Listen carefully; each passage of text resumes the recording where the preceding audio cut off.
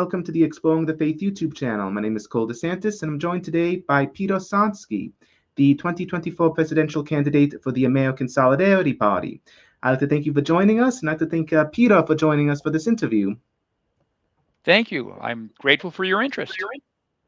Now, before we get into it, let's just start with this sort of the broadest possible question. A lot of people in America, unfortunately, our mindsets are sort of limited by the two-party system, unlike in places like Europe and possibly other parts of the world where you may see multiple political parties running for office, and they very often have a more coalition-style government. In the United States, we very often think in terms of just Democrat, Republican, liberal, conservative, and most people's political views tend to be much more nuanced than just that. And so very often people struggle to, find their niche when it's within the two-party system. And they very often don't know about, third-party organizations such as the American Solidarity Party. So could you describe for me a little bit about the history of the American Solidarity Party, how it came into existence, and how you personally got involved in the group? Certainly. Well, the American Solidarity Party, as your preamble suggests, is a third party. It's a different political philosophy from this two-party paradigm that you described. We are, probably just a little more than a dozen years old in America. It is the the United States manifestation of a political ideology known as Christian democracy. Christian democracy originated post World War II in Europe and was very successful during the rebuilding phase after World War II. It has also taken hold in spots in Latin America, but this is the first time that it was introduced in the United States. So, as you noted, I was the candidate for president in 2024. We also had a nominee in 2020 and in 2016. And we endorsed an individual who was not necessarily a member of our party in 2012, but whose political views were very close to ours. And subsequently, he has been very active in our party. So, as I know, it's a very young party. My own background is this: I was raised in a blue household. My family, both on my mother and on my father's side, were from factory working immigrant families. Um, I was born in the time of President Kennedy, and I grew up with democratic viewpoints. In 1973, of course, the U.S. Supreme Court made the Roe v. Wade decision, which allowed for abortion on demand, and the Democratic Party began moving in a more progressive form and endorsed that practice. And in 1980, Ronald Reagan, who was a former Democrat but who had secured the Republican nomination for president, began to develop a coalition of pro-life individuals into his group of supporters. And I think that was the last occasion in which there was a pro-life candidate both on the Republican side and on the Democratic side for president, Ronald Reagan and Jimmy Carter. I had already begun to have misgivings about the way the Democratic Party was trending. I did vote for Carter in that election, but Reagan was elected. I became somewhat of a Reagan Democrat, and then later a Reagan Republican. But candidly, I could not remain affiliated with the Republican Party. I stayed until about the mid '90s, to the time after George H.W. Bush's presidency. It ended when the Clinton presidency had begun, and we had the Contract for America. And I was just getting to a point where many of the values that I held from my youth were not being defended by the Republican Party, and I felt as though I couldn't continue. So I was politically homeless, I guess is a way to describe it, for several decades. I was voting for candidates whom I deemed to be the best representatives of my views, whether it was on the Republican or the Democratic side, or even a third party candidate. But in 2016, I had a definite quandary. I could not support either Donald Trump or Hillary Clinton. And that was the first occasion in which I voted third party for president. And it was in 2018, while still searching, that I came upon the American Solidarity Party. And it fit me like a glove, Cole. There was nothing about it that I found objectionable. In fact, I embraced the entirety of its program. So I became active. I was already an elected official on the local level, and became active in the party, and was approached by some leaders just before the 2020 presidential primary for the ASP to enter as a candidate. And after some deliberation, I decided to do so and secured their nomination. So that's the story, I hope, of both the ASP and Peter Sonski's involvement. Yeah. And I think, you raised a good point, that a lot of Catholics in America are politically homeless. I think obviously the history of the United States is one where, you see the rise of a society whose values are, for the most part, directly or indirectly influenced by Christian values, but which didn't necessarily frame them in a Christian manner, and which over the years has slowly kind of deviated from its Christian roots. And I find that, this was the case with myself, and this is the case with, many informed Catholics, that the more we understand the traditional political, social, and moral teachings of the Catholic Church, the more difficult of a time we have fitting into one of the two major parties. And so some Catholics and some Christians begin to seek alternatives. And obviously, one of those alternatives you made reference to was the Christian Democratic movement. So that appears to be a big influence in the philosophy of the American Solidarity Party. So, could you maybe describe a little bit about, what exactly Christian democracy is, and maybe a little bit about how that laid the basis for the American Solidarity Party and possibly any other influences in the ideological development of the party? Yes, I can, but if we have an opportunity a little later, I'd like to explore some more of what you're talking about the quandary that Christians and Catholics face here in the United States. But Definitely. um, Christian democracy, as I said, was its genesis was uh, post World War II Europe, and uh, it was a time in which there was a strong sentiment for recognizing human dignity. And of course, as you note, Catholic social teaching has a very strong emphasis on human dignity, human freedom.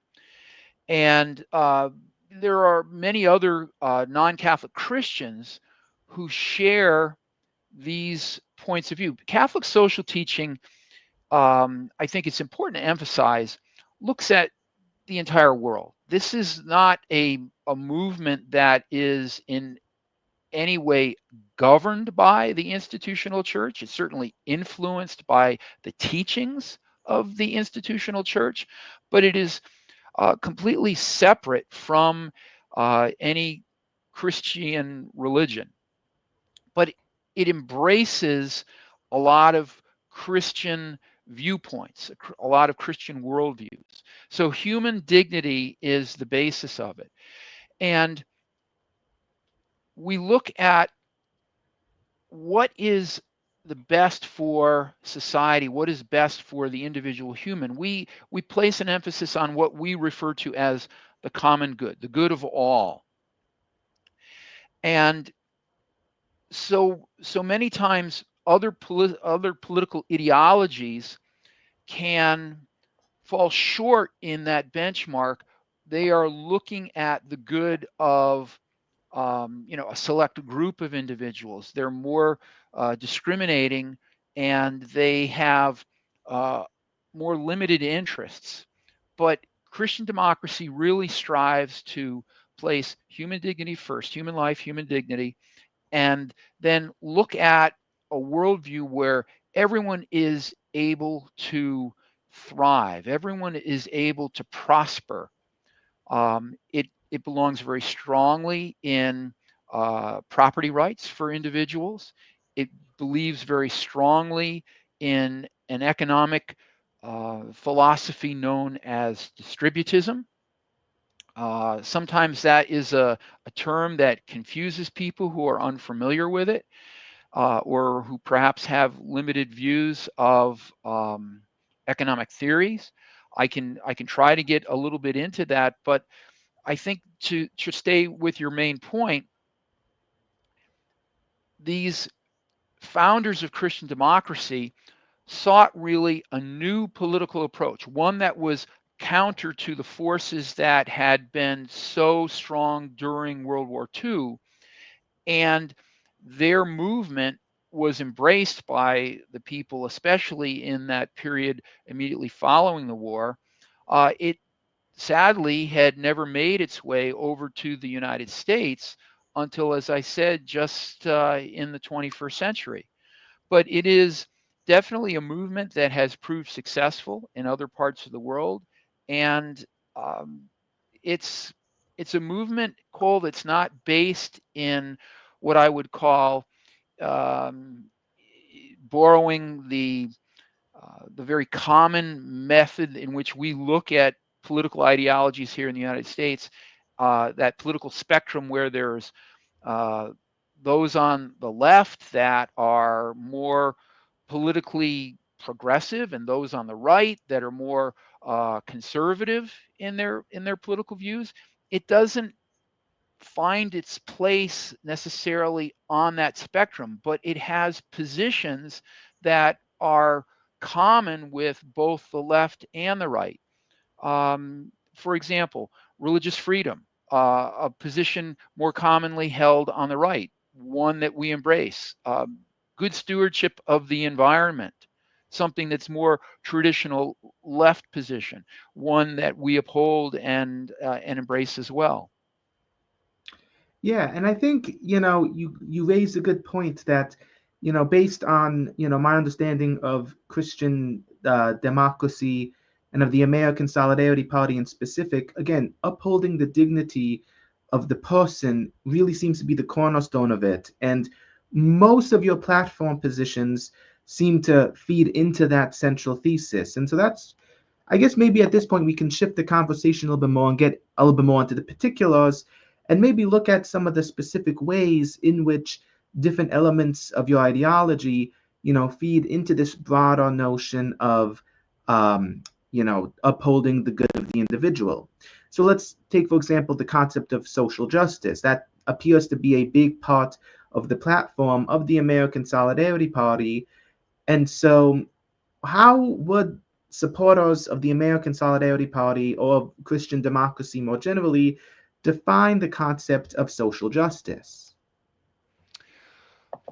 Well, um, naturally, we respect those that, because we respect all human life and the human dignity of everyone, we recognize that there are those that are on the margins of society. There are those that have less means and more needs than the average person in the population. And we look for programs, whether they be social programs that are government sponsored or social programs that are privately sponsored, that will support those individuals in their circumstances and help them to become more integral and more self-dependent in society. Um, I mentioned historically, Christian democracy was uh, had its stronghold in post-World War II Europe and in the evolution of the welfare state. We saw that too post-World War II era here in the United States with the development of our own Social Security program. And while some of those concepts were introduced into American political ideology, they were very integral to Christian democracy and programs that were instituted in Europe as well. Interesting. Now another major point that seems to be, really emphasized by the American Solidarity Party, which you touched on both in your answer to this most recent question and my previous one, was the idea of economic justice. The American Solidarity Party seems to have a very specific understanding of the nature of economic justice. And so, what is the understanding of economic justice held by the American Solidarity Party? And in specific, I like to explore the notion that the Christian democratic understanding of um, economic justice has a strong emphasis on the notion of property rights, and yet at the same time is neither capitalist nor collectivist in nature. So maybe you can, Mm-hmm. define the notion of economic justice, more generally in the Christian democratic mindset, but also potentially look a little bit more at the specific ways in which it is implemented. Borrowing from that spectrum model again, uh, where you have capitalism at one extreme and socialism or collectivism on the other extreme. Um, the the common denominator in both of these examples is that industry is most often owned or at least controlled by a small number of individuals. In a socialist system, the state controls industry, and everyone is obliged to work for the state, and the state provides them with their well-being, their income. In a capitalist situation, business owners or investors um, own industry, and in most cases, individuals become employees of industry and are then provided for their labors through wages and other benefits. But as I say, what is common is that there is a small number of individuals that control both sides. What we're advocating for, and our view of justice for labor, is that this right to ownership gives them a stake in their own employment, so that large industries in a capitalistic situation, which are focused primarily on the interests of shareholders and then executives, and then maybe after that, their customers, and then finally their laborers. So they're very low on the totem pole. Those laborers have more stake in what they produce and what they receive in response for the fruit of their production. Um, so it's not either side of that spectrum, but it is a position that says we all have innate human dignity. We all have an ability to produce. And whether it's as a factory worker, whether it's as an accountant, whether it's as someone who is a merchant, we all have a contribution that we can make. And through our integral, shall we say, participation in the organization or the industry in which we work, we have both revenue that supports us in our day-to-day lifestyle, but we also have a capital stake. We also have an ownership that helps us to amass wealth. Yeah. Now you had mentioned earlier that, this general economic vision that you had, outlined, actually take some influence from the distributist model. Think of people like Hilaire Belloc. Think of people like G.K. Chesterton, which basically advocates for making property ownership as widely available as possible. By trying to basically limit both the influence of big business and the state in order to put property ownership back in the hands of individuals or local community institutions. And so, how exactly does the American Solidarity Party see itself as sort of affecting that end of making the individual and sort of local communities more in control of property? Sure.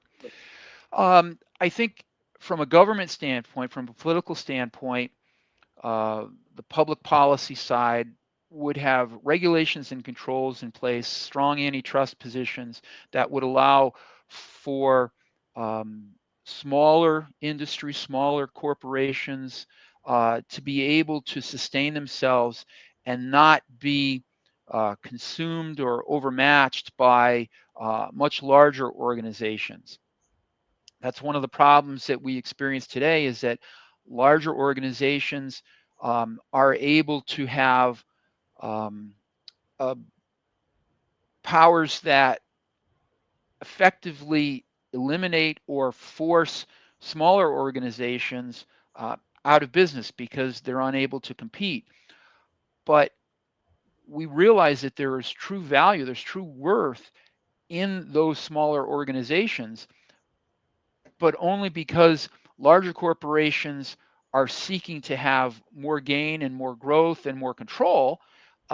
These smaller organizations find difficulty in sustaining themselves. So we're looking for ways in which we can have these strong local commercial enterprises that build and sustain neighborhoods and communities rather than these monolith organizations that just create a very large labor force, and the workers coal are essentially considered just like another component of raw materials, and they're dismissed when there are too many of them or when they need to shift direction or do something. Otherwise, they just decide, okay, we're going to lay these people off and we're going to, go on and do something different. And there's no regard for the dignity of those individuals, the needs of their families and their futures, and the contributions that they've made to their organizations.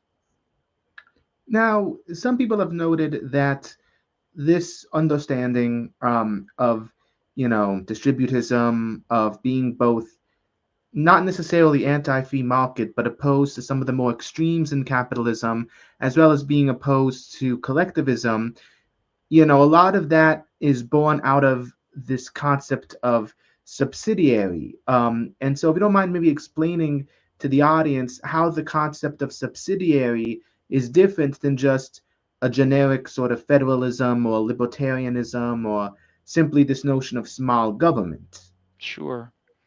Um, Subsidiarity or decentralization, if you will, is really, again, looking at the um, the dignity of the individual, and I'll start with the lowest basic unit in society, which is the family. Um, that a family should have the right to make its own decisions for its own good. And when it is able to do so, it should have the authority to do so.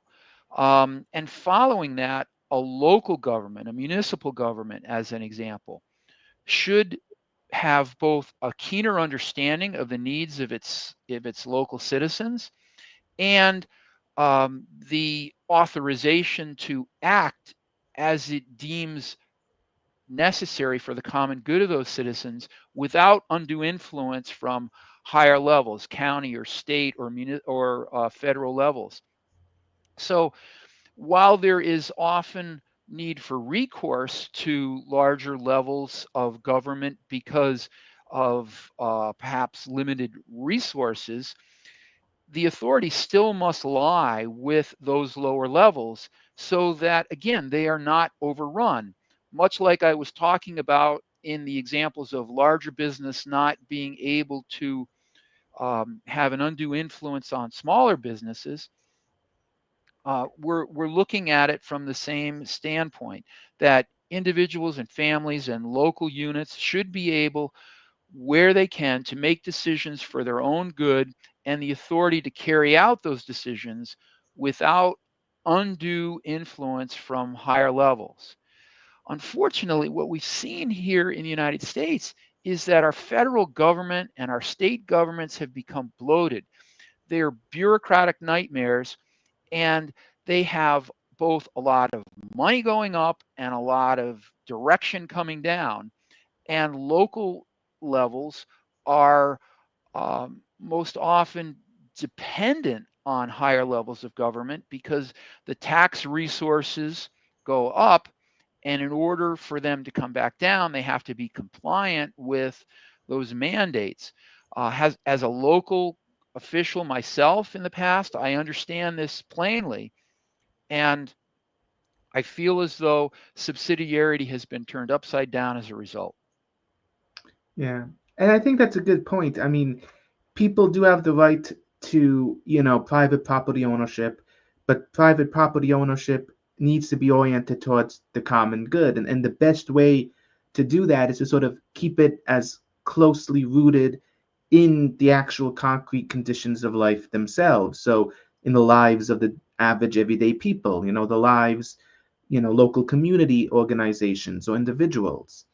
But this sort of leads, so far we've talked about the notion of social justice more broadly. We've talked about economic justice, but I think there's another third element in Christian democracy and in the platform of the American Solidarity Party and in specific that is also seen as integral to upholding the common good, which frankly I believe the two previous elements feed into or, help to support, and that is the notion of the sanctity of life.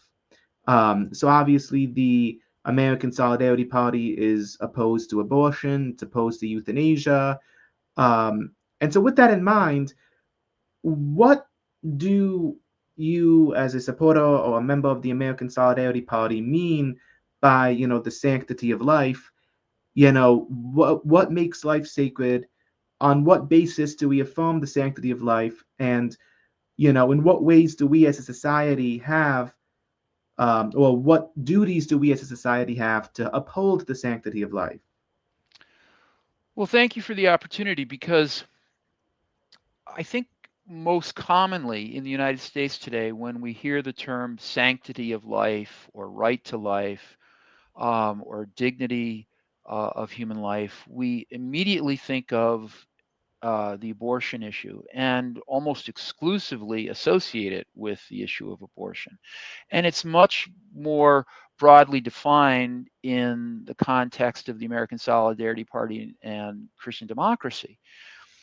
Yes, we respect the dignity of life in the womb. It's a human being. It has innate dignity and innate rights as a result of being human. But it goes far beyond that. It goes to some of the issues that we've already discussed, which is concern for the poor and the marginalized. Individuals who are on those um, the peripheries of society are still people. They still have needs, they still have dignity, and they still deserve support in ways that they may not be able to support themselves.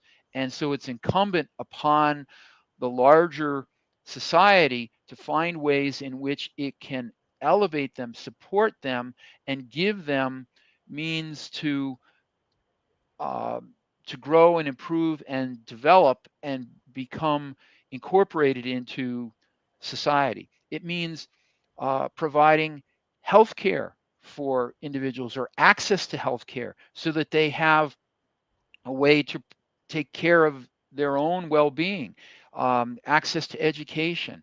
Um, Other life issues, euthanasia you mentioned, we oppose euthanasia, we oppose capital punishment.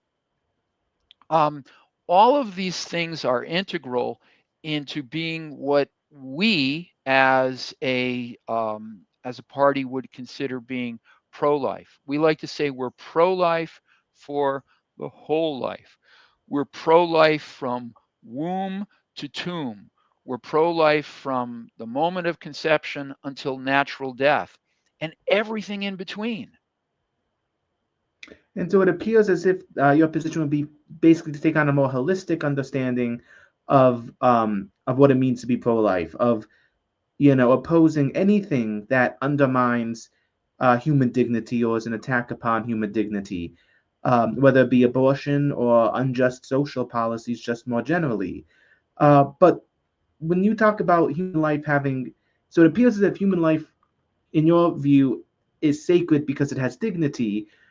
But what is the source of this dignity, and why do we as a society have a duty to respect it? Well, now we're going to enter into your realm, and we're going to, we're all um, created in the image and likeness of God. We all have been redeemed by Jesus Christ, who became incarnate and who elevated the human being by taking on human flesh. Forever, we have a dignity above all other created elements by virtue of God becoming man. And this is where we have our basis and our understanding of the dignity of human life, Cole.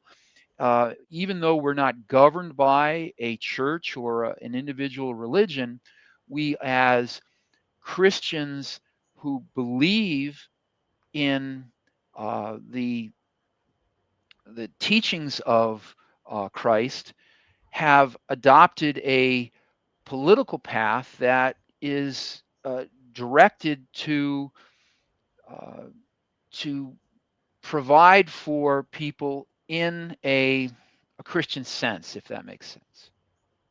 Yeah, and so that does actually make a lot of sense. And so I think this what you're saying really demonstrates the close connection between theory and practice, and the notion that again our political stance needs to be sort of motivated by, informed by our broader values, which I think ends up leading to a more practical point.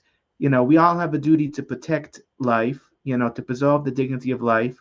How does that fit into your general understanding of the common good? When we when we consider that the individual life has dignity and is has innate worth, then the collective of that, or of all society, um, we're looking at providing for the common good for the whole of humanity, and so our policies and um, our our philosophies are all geared at that. So, if I can take, for example, a hotbed issue currently in the United States of immigration, um, you know, the position of the American Solidarity Party in its outlook for the common good, first and foremost, maybe surprisingly to some of your listeners and viewers, is that it advocates for the sovereignty of the United States and the protection of borders, that we should have controls on who crosses our borders and gains entrance into our land, because to provide for, to protect the common good, we should take measures that prevent vice and crime and human trafficking and drugs and guns and other harmful influences from coming into our land. But we have to temper that as well by acknowledging that there are legitimate reasons for people seeking entrance into the United States. Are they coming here because they are seeking employment? Are they coming here because they're seeking education? Are they coming here because they're seeking opportunity that is not available to them in their homelands? Are they coming here because they're seeking asylum and protection from harm in places from which they derive? All of those things have to be considered as well. And we need to both protect our borders, and we have the means to do so. Um, we have the most sophisticated armed forces, I think, in the world. We have the most sophisticated surveillance technologies in the world that we can employ to do just that. We also need to have a system that allows for the adjudication of cases as people are seeking entrance, and a determination promptly as to whether they have a legitimate reason, according to our laws, for entrance into our land. Not a case where here, you have a hearing 3 years from now and you need to come back and then we'll decide. We have to find the number of immigration judges necessary that will make decisions on these cases as people are seeking to enter. And we need better, more up-to-date legislation that defines how we will treat all of these cases, how we will treat asylum cases, how we will treat visa cases. Cole, the last meaningful immigration legislation that the United States introduced was back in the civil rights era, back in the 60s. Yeah, there were some modest changes in the Reagan era in the mid to late 1980s, but since then we've done very little. In fact, there have been bipartisan efforts to do it that have failed. And in fact, it was just scuttled here in the last year during the campaign. President Trump, while still a candidate, told the Republicans that he wanted nothing to do with bipartisan immigration legislation. He wanted to use it as a campaign issue and to put the onus on the Democrats for their failures. Um, we need to come together as a government. And in my youth, Cole, there was something known as working across the aisle. There was coming forward with your own positions, your own beliefs, your own ambitions, but working to understand your political opponent, working to find ways that you could establish a common ground and a common direction for the United States that would be a positive outcome and not this polarization, not this hyper partisanship that we see today. And I think that's actually a great point that touches right on the core of the issue, because when people don't see the end of, well, first of all, they don't see politics as serving a very specific set of moral ends, and when we don't have a common vision as to what these moral ends are, politics becomes more of a power struggle, a power game rather than something to serve the common good. And Precisely. again, in order to sort of get back to something along the lines of the model that you and your party are proposing, we need to have a specific vision of what the common good is. And we've already went over a lot of elements of what constitute the common good, of ways to uphold the common good. I think there's one last feature that I'd like to go over before we kind of get to the last series of questions, and that is, you had talked a lot about how an adherence to the common good requires that we recognize human dignity, but he also noted a lot about how upholding human dignity is both something on a large scale level that requires these large scale forces and influences, but also requires something on a smaller level, more local, or even in some cases individual level. And so, with that in mind, you had talked about subsidiary, you had talked about economic justice, maintaining that sort of middle ground between, um, you know, uh, monopolization and collectivization. But I think sort of dovetailing off of that is the centrality of the family. And, your party proposes a series of policy proposals to sort of strengthen uh, or to strengthen the family, to enable it to be able to exist in a robust way. I'll actually include a link to your party's website so that people who are interested can kind of look more into these specific policy positions that he proposed on this matter. But if you would like to kind of explain it a little bit more in depth, why is the family the cornerstone of society, and why in specific does your party see, sort of what could be called traditional or natural family as the cornerstone of a robust society? Well, again, this goes back to a Christian understanding.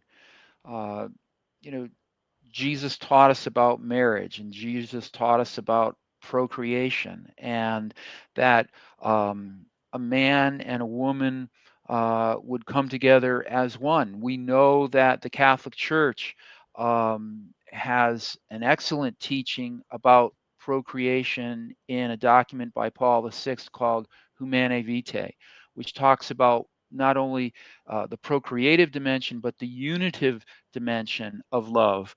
And that is an understanding which the American Solidarity Party embraces. It understands that human beings are male and female, and that a fecund union, a procreative union, requires male and female. It understands marriage from a Christian worldview in that it is one man and one woman that make a marital union. Today, Cole, um, because civil government has gone to the length to identify and, if you will, ratify marriage. And I don't suggest that that was necessarily a bad thing here in the United States. Um, the civil recognition of marriage has granted a lot of rights and privileges to married people, but it is also now, civil government has now taken it upon itself, unfortunately, to define marriage. Marriage was defined in Christian understanding and in many other understandings of religion uh, beforehand. It existed as an institution before civil government ratified it. So it's a pre existing status. And unfortunately, now civil government here in the United States and in other places around the world have stepped in and said, no, that it can be defined in these other ways as a union of a man and a man, or a woman and a woman, or, for all we know, a man and a man and a woman, or a man and a man, a tree. It's gone to extremes. And the Christian perspective is very well known, and it creates that building block, that cornerstone that you talk about. And it is through that nurturing of husband and wife, mother and father, in bringing up their children and making responsible citizens of them, that we flourish as a society. And so those are the reasons that the ASP upholds the traditional understanding of marriage as a union exclusively between a man and a woman. It doesn't deny that there are attractions that are outside of that Christian worldview, but it does say that marriage must be understood in that perspective, and that the development of society come through the family, the natural family. And so it really appears as if, the central theme in a lot of this, and especially in what you just said, is that the state doesn't define what the common good is. It doesn't define the elements that go into creating the common good, but rather the purpose of the state is to recognize those objective truths about what constitutes the common good and to uphold it as, again, an objective reality that the state itself doesn't actually create. The state defends it, but it doesn't define Define what it. it is. And that a lot of the issues that we seem to have come from the state attempting to assert an authority over the nature of reality that it just by definition does not have. Is that something you would agree with, or see as in line with your own political philosophy, or? I think that's a very good insight. We know as Christians what our purpose is and what our end is. Our end is union with God, the beatific vision. And we are all striving for that in society, and we are impelled to follow a Christian gospel perspective that teaches us to love and to support one another.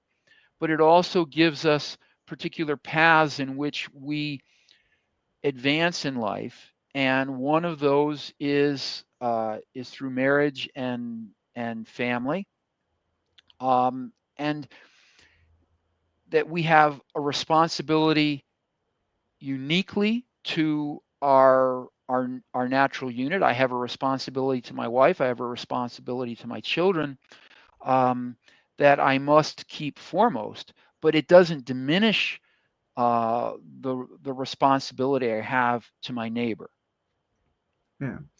Now, a lot of these are truths that, the Catholic Church and that Christianity has been emphasizing for quite some time. And, to various degrees, Catholics, may have heard about a lot of what you're talking about and may even agree with a lot of what you're talking about. So I guess this sort of brings us full circle back to something that you had, mentioned earlier on in the interview, and that is, how did we end up where we are today? Like, it seems like American Catholics have sort of found themselves in a rut. They find themselves in a situation where they're sort of torn between a rock, or they're stuck between a rock and a hard place, and they find themselves essentially in a situation where they are voting for. They have to make a vote between two candidates who don't entirely encompass what the Catholic Church is saying. People who, at best, will recognize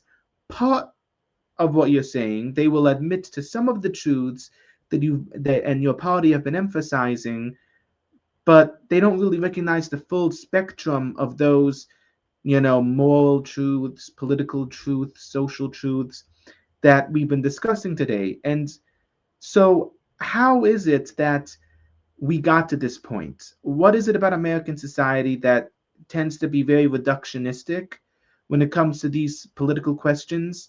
Why have American Catholics, who again are a minority, but they're not an insignificant minority, why have we allowed ourselves to go along with this, to sort of play on these other people's terms, ideological terms, instead of allowing our own intellectual and spiritual tradition to bear more on, our political activity? Why don't we do more to try to, forge our own path, or to be more of an influence within these pre-existing institutions? Cole, it's not an easy answer because I think there are a number of influences that have created the result that you've just been describing. Um, I would say first, and perhaps the most broad influence has been just an overall growth in affluence among Americans. Americans today are very well educated. They're gainfully employed. They have um, a measure of comfort or independence that has given them a great sense of self-confidence, self-assurance, and sometimes that influence, that sense, has allowed them to feel a bit more as though they have control of their own destiny, and less of an attachment on the provider of all, less dependence on God. Those uh, conversely, who have a greater material dependence, uh, typically have a greater dependence on God, and so The history of our nation, naturally, is that many people have immigrated here and they had hardship in their own places of origin and came here in, if not poverty, certainly in a lesser economic standing, and through their dependence on God, have grown in their ability to provide for themselves in a new land. I think what has followed from this lack of trust or lack of dependence on God is a failing understanding of our faith. And I think that catechesis over time, over the past many decades, has been insufficient to keep us all centered and focused and in a greater understanding. I don't suggest that the bishops have not made efforts to help us to understand what our political responsibilities are, but I do say that it has not been effective, and I do say that many Catholics are blatantly ignorant of what the bishops have been doing to guide them and form them in a political worldview. I think the abortion issue has been a huge factor, and many who consider themselves Catholic or Christian, especially evangelical Christian, have embraced the Republican Party and the Republican Party's pro life or anti abortion positions. But in doing so, it's also they've also adopted many of the other conservative points of view of the Republican Party, and they almost see that as a Christian way of life when it isn't. I don't suggest that there aren't positions that Republicans uphold that are consistent with Christian teaching, but not all of their positions are. And yet, many people have embraced that. And there are also influences out there that are driving people in that conservative direction. As I shared before, Cole, I grew up in a blue collar household. Mom and dad came from factory circumstances. My grandparents worked in factories. My parents were laborers. Um, the Democratic Party always uphold the dignity of labor and the rights of the individual worker to collectively bargain and to unionize and to through those efforts preserve what rights they had in providing labor. But a lot of the conservative views that have been embraced are antithetical to those positions. And unfortunately, many Christians have embraced those things and they've begun to think that these are Christian points of view or Christian positions.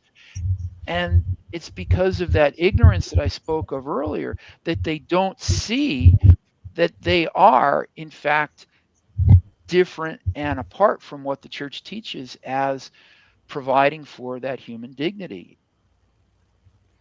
Yeah. And again, there's only probably a lot more that could be said about this because you have cultural attitudes, which can be, I don't want to say nebulous, but multifaceted, Mm-hmm. very a little bit more subtle in terms of their motivations and expressions. And so simply trying to describe, what people believe and why can be complex. And, you know, we can have an entire interview just on that going on for, hours and hours and hours. But then studying the historical factors that led to that, um, could take even longer. And I think, each of the points that you raised, are all valid points, but they could each lead down a rabbit hole themselves. I think based on what you said, we've developed this sort of broad perspective of, okay, what's the best way forward? Why don't many people in this country see, that as the best way forward? Even though some of them have been taught it in their churches, but then, now that we're approaching the end of the interview, we have sort of a rough sketch the battle plan. a rough sketch of the obstacles to that battle plan. But now, with these sorts of discussions, I always like to end by saying, what is your biggest message to the audience? What do you think is the biggest takeaway, the biggest thing you'd like them to learn when trying to implement the, social teachings of the church or of solidarism more generally? Hmm. Well, as alluded to earlier in our discussion, Cole, we in the United States have become very accustomed to the two-party paradigm, the Democrats and the Republicans. This has been part of our culture, part of our political understanding for more than a century. And I fear that we have come to a conclusion that it's the only way in which to govern in the United States. And I would argue that if you look at other places, and you alluded to this earlier in your intro, that there are collaborative forms of government elsewhere in the world that are very successful.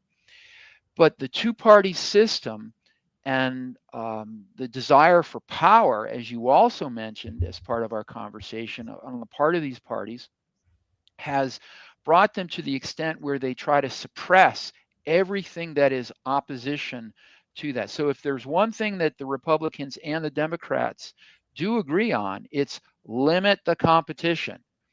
And so it was very difficult for me as a third party candidate to secure ballot access. It was very difficult for me to obtain a political forum where I could be heard and my positions could be evaluated.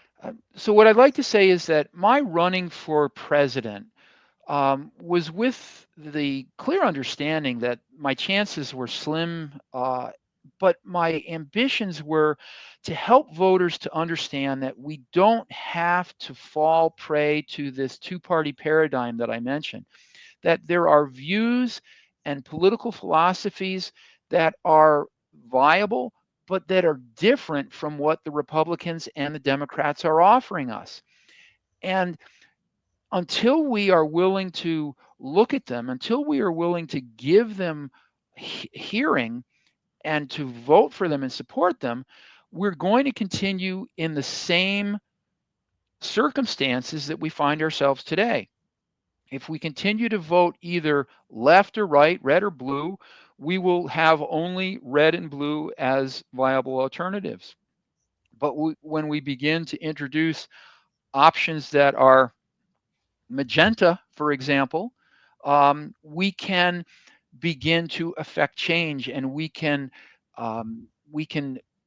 expect different options to come as a result of that. So if my candidacy did nothing more than to give voters an opportunity to think about their own political views and the options that they have in front of them, and a desire to distance themselves from the standard fare that they're getting of left and right, then I was successful. I was victorious if I've been able to accomplish that. Yeah, and hopefully, you have many more situations like this where you can get the message out. I think it's important for Catholics and Christians and all people of goodwill to realize that, these political issues are complex, and that the solutions should match the level of nuance of the problems themselves. Not to say that there isn't objective right or wrong in political issues, because obviously I think we can both agree in the existence of objective morality and objective standards of justice. But we have to realize, what is that standard? And we as Catholics and as Christians and most people of goodwill are holding to a standard of justice that that frankly was highly influential in this culture, but which has been lost, and which most, if not all, major sort of mainstream candidates have forgotten, and that only preserve in part. And so, we shouldn't let ourselves, and I think this seems to be the big takeaway, we shouldn't let ourselves be restricted by these sort of partial understandings of moral truth and of political truth when we have access to much broader, fuller understandings of the truth, And so with that in mind, I hope you continue. I wish you the best of luck with getting the message out there. And I'd like to thank you again for joining me today. You're very welcome, and I thank you. I sincerely appreciate the keen understanding that you have of these issues and the desire to explore them and to make them better known to your listeners and viewers. God bless you, and God bless all that have joined us by way of this program. Thank you very much, Peter. Have a wonderful day and God bless.